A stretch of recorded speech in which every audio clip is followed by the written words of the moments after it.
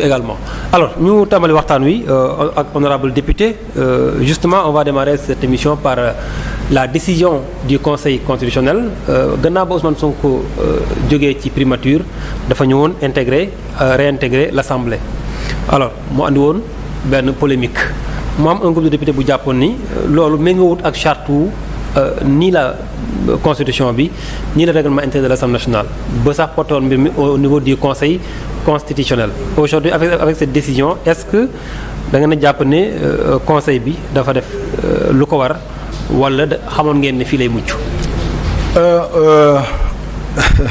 côté coow li bari woon man je ne sais même pas ndax député yi dañoo ne méngoo la constitution wala règlement intérieur forcing la ñu waxoon ñoom. waaw mais man dama jàpp ni ñoom dañu nekkoon di jouer une pièce de théâtre comique hein. Oui parce que ñoom seen bopp ñoo gën a xam ni ki amul benn forcing bu am bu dee forcing dafa war a am dañ koo war a expliquer clairement lan moo tax ñu naan forcing dafa am mais bref dañoo tàmm avec les députés de l'opposition ay jeux yoo xamante ne ñoom dañuy faral di wax ni ki askan bi xamul léegi askan bi xamul il faut que ñu jéem a jaxase xel nit ñi n'est-ce pas pour que voilà ñu exister quoi. Mais malheureusement ils ne savent pas que askan bi leen gën a xam jamono bii nii. boo jàppee ni ku toogu këram. di la seetaan télé. yow yaa ko gën a xam. yaa ngi nax sa bopp. yaa ngi fooyee sa xel. gis nga le peuple sénégalais est éveillé boo tax na tey bu ñu waxee forcing parce que lan la Ousmane Sonko. dafa jógee son poste de premier ministre war a delluwaat assemblée nationale. gis nga sénégalais yi tey ils sont éveillés ñoom lu ñu njëkk a xalaat mooy ndax constitution da ko wax ou bien règlement intérieur assemblée nationale wax na ko. du ñu sori ci wax bi règlement intérieur moo tënk doxalin fonctionnement biir assemblée nationale. Oui. N'est-ce pas boo demee article 124 lan lañ fa wax. Les cas de ceux qui ont les suppléances et autres. Donc député boo xamante ne par exemple tey tabb nañ ko fal ko ministre de la République fekkee déjà amoon na dombo tànk boo bi tax mu nekk député. Donc ñaar yi mu nekk ce qu'on appelle les incompatibilités yaakaar naa boo demee ay article 110 jours xam nga 119 je ne me rappelle plus. moo ko wax donc ba tax na on prévoit ces cas de figure donc da ngay mën nga démissionner. Comme mën nga suspendre sa poste boo xoolee le cas de Macky Sall. ci législature bii nii moo jiite woon. seen coalition. Effectivement Macky Sall dafa démissionné. Il a été suppléé par Abdou Mbow. Voilà donc moom nee na man du ma dem assemblée nationale. Ousmane Sonko bind ne man damay suspendre sama mandat. Suspendre mooy renoncer temporairement. Provisoirement. waaye léegi lu provisoirement boobu bu jeexee. nga bëgg a delluwaat assemblée nationale. da ngay bind président de l'assemblée nationale wax ko man kat bëgg naa ñëwaat assemblée nationale. soo ko waxee le bureau de la assemblée nationale. mooy siéger statuer de ta réintégration ou non. Le bureau de l'assemblée nationale man ci laa bokk ñu statuer gis ni au nom de l'article 124 Ousmane Sonko kat. bu ñuy lire keroog bu ñuy def installation le doyen Alakan bu muy lire la lettre du président Ousmane Sonko dafa ne suspension nous avons reçu la lettre de demande de suspension du mandat de monsieur Ousmane Sonko am na wala amul ñun ñëpp a ko déggandoo mais maintenant bu amee ñoo xamante ne ñoom fooyee askan bi n'est-ce pas di leen di jéem a nax askan bi. loolu mooy seen jeu favori. ñu ne président Ousmane Sonko dafa def benn déclaration ne dafa démissionner de son poste de kii. waaw même su ko waxee lapsus mënul am. administration déclaration verbale la wala kayit la xam. parce que loolu la waxoon ci micro RTS. après mu ñëw bind suspension. waaw mais ñun lu ñu déggee le doyen Alakan lire ko. te Sénégalais yi yëpp dégg ko. mooy demande de suspension du mandat du président Ousmane Sonko. Il ne faut pas qu'on nous amène am na fu mu wax nee ne dafa démissionner mais kayit bi nekk biir assemblée nationale. mooy cas de suspension la. léegi maintenant si Ousmane Sonko fait peur à certains au point que ñi yaakaar ne. président Ousmane Sonko warul ñëwaat à l'Assemblée nationale parce que lan la bu ñëwee bon toute l'actualité encore va se transférer à l'Assemblée nationale. Mais loolu yàllaa ko may président Ousmane Sonko. D'accord toogul nii rek mu am ko. D'accord. Donc loolu ñu bañ ko. ñu bëgg ko kon yéen dara bettu leen. conseil constitutionnel. daf la ne bàyyi leen caaxaan bi ngeen nekk. D'accord. askan bi tal na leneen lu dul ce jeu là. D'accord. yéen a gën a xam su dee xamu leen dem leen jàng seen règlement intérieur. soxlawul sax ngeen dem ci constitution waaye na ngeen tënku ci rek seen règlement intérieur. D'accord ñi defoon recours bi. Mais excuse-moi. Oui, allez-y. Ce qui est bizarre dans cette signature là. Est-ce que yow gis nga fa Aïssata Tall Sall sa signature? Non moom bokku ci. Elle n'est pas signataire. waaw moom quand même bokku ci. te Aïssata Tall Sall loo ko mënta reprocher. Elle fait partie aujourd'hui des esprits les plus brillants de l'opposition. C'est elle qui porte pratiquement tout. Non moom dafa xam ne que lii ci caaxaan la. Elle n'a pas voulu mêler son nom à cette caaxaanerie. Elle s'était basée sur une jurisprudence. Ouais, à côté, nous avons vu quelqu'un qui excelle dans le boycott des activités de l'Assemblée. Le champion des absences, moi le député Abdoulaye Sylla. Il s'est débrouillé depuis, je ne sais pas, les États-Unis. Oui, comment il a fait pour signer? Signataire là. Comment il a fait pour signer? Non, certainement, il a signé une suppléance. Par délégation. Mais moom ci ay caaxaan la nekk di ñaawal Sénégalais yi. Sénégalais yi fal ko mu war a ñëw liggéey. liggéey siwul mais mu am jot pour dire que keneen ku bëgg a ñëw liggéey Assemblée nationale warul ñëw. kon ba léegi ñëwagul li xew Assemblée caaxaan bi. D'accord alors honorable doyen Mademba Ramata joxe na version mais ñun bu ñu sukkandikoo ci décision wu conseil moom dafa ne moom du ci àddu du tout donc moom tranché wul en tout cas wax na décision am du ci àddu donc Ousmane Sonko continue son mandat à l'Assemblée.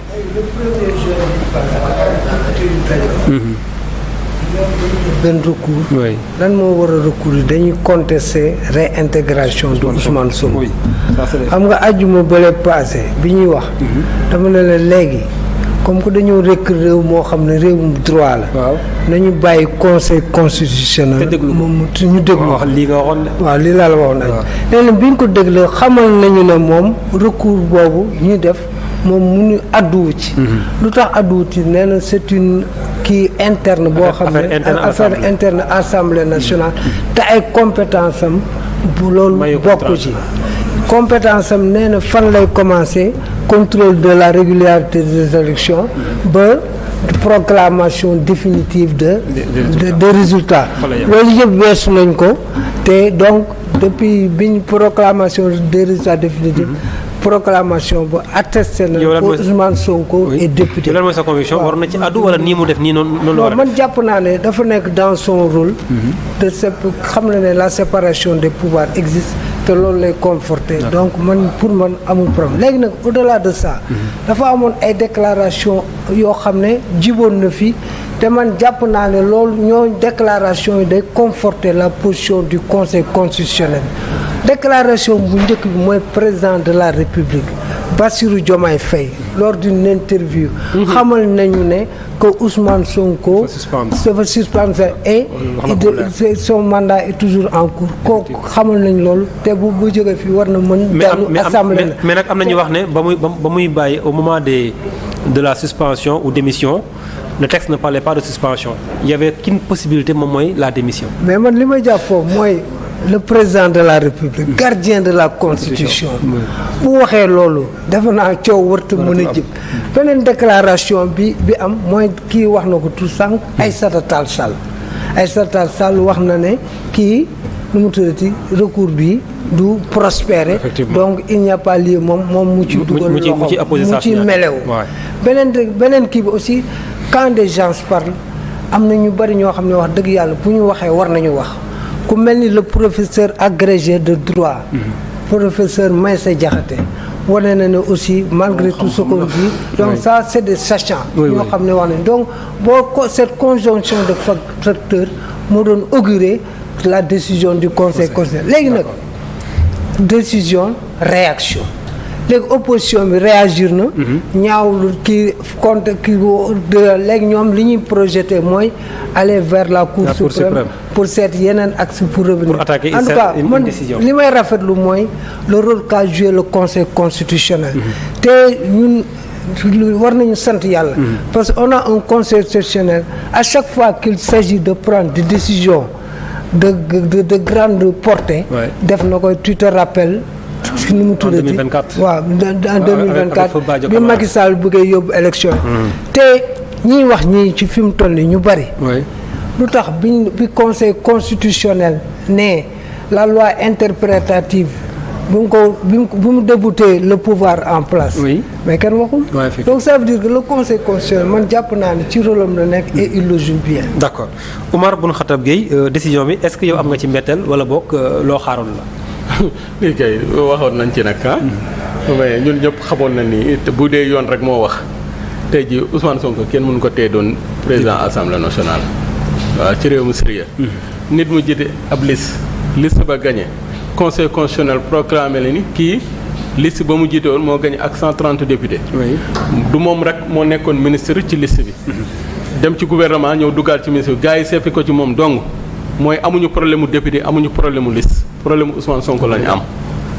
maanaam il était avec Momar Talla Ndao yow way waaw Momar Talla Ndao Amadou Ba sax mi ngi ci mais beneen cas de figure. oui mais il était dans le même cas que Momar Talla Ndao. waaw léegi ñu seppi Ousmane Sonko non mënul nekk président assemblée alors que ñoom tey jii amul ku ci dem ci plateau di la expliquer sérieusement ni lii moo tax ñu def recours bi. non ñoom ni ñu ko expliquer mooy ba muy dafa am un règlement intérieur bu bees boo xam ne dañ ko voté en 2025.